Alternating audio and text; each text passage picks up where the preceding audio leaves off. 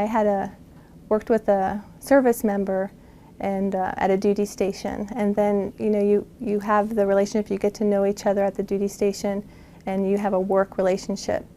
And then many years later, this service member reached out to me in a time of need, and they were going through marital problems. They just found out their spouse was cheating on them. She just had her third child, all of them 3 children under the age of 4, and she was shifting jobs to a new job, which had a high operational tempo, and she was physically had to be not co-located with her spouse, which is also another service member.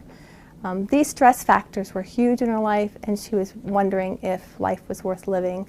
And even though she had these small children, it was just getting overwhelming for her. And we were able to just talk through what are the issues today, where could she go, what resources were available, and just thinking through like the longer term plan, her children, her spouse, and that it's not over and life is worth living. Every life is worth living. And I think her reaching out to me was a sign of strength when she was in this time of crisis, and it made me realize that it does take strength. When I was recently separated from my family due to work, I realized that it is hard to keep relationships with children and your spouse.